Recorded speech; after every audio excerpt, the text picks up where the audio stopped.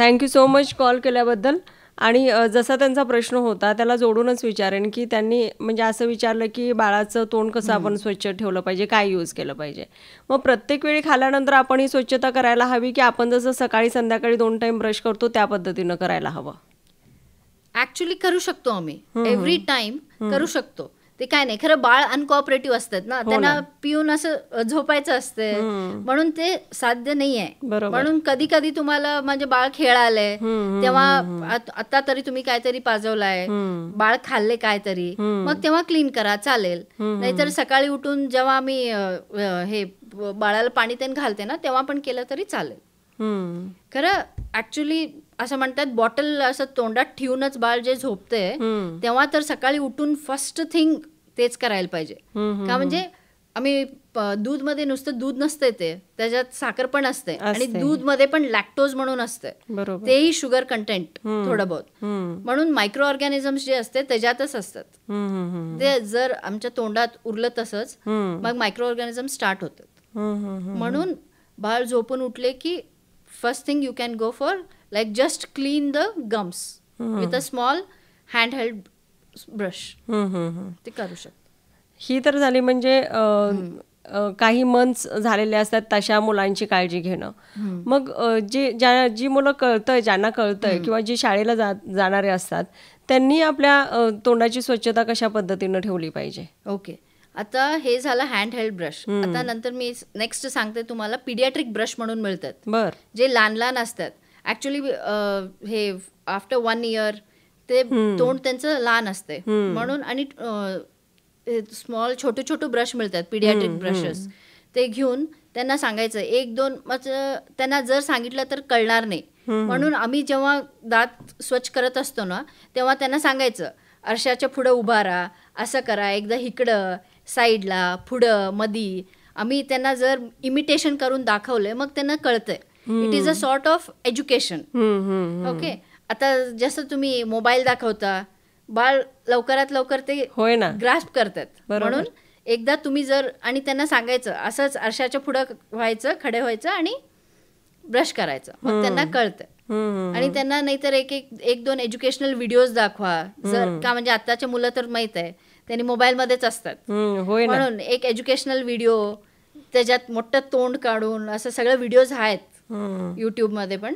तुम्ही जर त्यांना सांगितलं की असं ब्रश करायचं असतंय, एकदा राईट, एकदा लेफ्ट, एकदा अप, एकदा डाऊन, हे असं पाठीमागं एकदा पुढं एकदा त्यांना दाखवायचं. इथं हे बघ, हे उरलंय ना, अजून एकदा ब्रश करून ये, पूर्ण क्लीन दिसायला पाहिजे, व्हाईट असायला पाहिजे, असं काहीतरी त्यांना थोडं इंटरेस्टिंग करून सांगितलं की 1-2 दिवस त्यांनी म्हणणार नाही मला नाही करायचं आहे, का म्हणजे सकाळी उठायचंच एक मोठं प्रॉब्लेम त्यांचा. त्याच्यानंतर ब्रश कर, ब्रेकफास्ट करायचा आहे, स्कूलला जायचं आहे, तरी घ्यायणार नाही. म्हणून हे इंटरेस्टिंग जर असं आम्ही 1 week 2 week त्यांच्या पाठीमागे लावून करायला एकदा त्यांना सवय झालं ना मग त्यांनी करून घेतात. तुम्ही म्हटल्यासारखं मेन प्रश्न तोच असतो की सकाळी लवकर उठणं. आणि बऱ्याच कंप्लेंट आपण अशा ऐकतो की ते ब्रश करायलाच मागत नाही, काहीतरी कारण सांगून चुकवतात किंवा अवॉइड करतात आणि मग तसंच तोंड धुवून फक्त चूळ भरून वगैरे जातात बरीचशी मुलं. तर असं कंटाळा येण्यासारखं काय असतं, म्हणजे मुलांची मेंटॅलिटी तशी का झालेली असते कळत नाही. ते काय होतंय, ब्रश ब्रिसल हार्ड असतात ना, ते थोडं त्यांना वाटतंय की हे काय आहे, मी काय करू ह्याचं. म्हणून काय करायचं, आता मार्केटमध्ये इंटरेस्टिंग ब्रशेस पण मिळतात, त्याच्या खाली डॉल्फिन असते, स्पायडरमॅन, बार्बी ते असतात. म्हणून ते घ्यायला जेव्हा तुम्ही जाता ना शॉपिंगला, बाळाला घेऊनच जायचं. आता जर तुला कुठल्या कार्टून पाहिजे असं काय तर करून, आणि सकाळी त्यांना उठवायला पण सांगायचं तुझं डॉल्फिन वेट करायलंय. आणि हे छोट्या मुलांना टूथपेस्ट पण दुसरंच असतंय ऍक्च्युली. ते टूथपेस्टमध्ये सगळे कंटेंट कमी असतात. जर ते बरोबर चूळ पण नाही भरले आणि अगर जर तोंडात पण गेला ना तेवढं काही टॉक्सिसिटी नसते. म्हणून त्यांना तेही पिंक कलरचं कलरफुल टूथपेस्ट पण मिळतात बाहेर.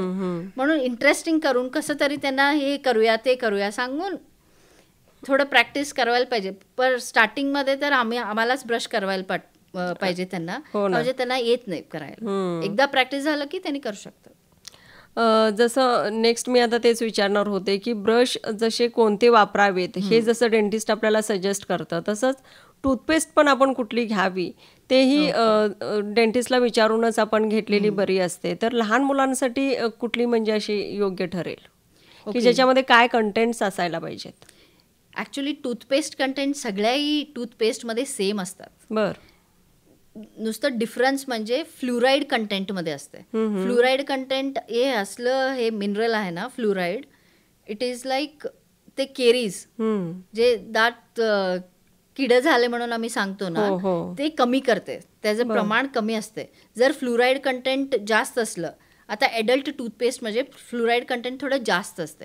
बाळांच्या टूथपेस्टमध्ये फ्लुराईड कंटेंट थोडं कमी असते.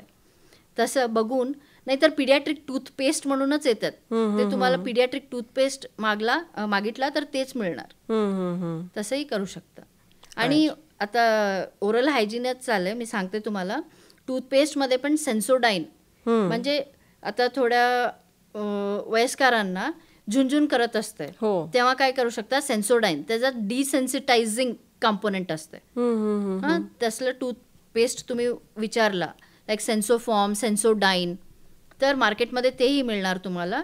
ते ही ॲक्च्युली टूथपेस्ट सारखंच असते. ते ब्रश करून थोडं ॲटलिस्ट सम 3-4 मिनिट्स सोडायला पाहिजे. म्हणजे त्यातले जे मिनरल्स असतात, पोटॅशियम वगैरे, ते दातावर एक लेअर सारखं होतात. जे ते डेंटानल ट्युब्युल्स ओपन असतात ना दातामध्ये, जे ते त्याच्याहून झुमझुम वाटत असते, ते सगळे ब्लॉक होतात त्या मिनरलने. ते ब्लॉक होतात, मग झुमझुम व्हायचं कमी होतं. ओके.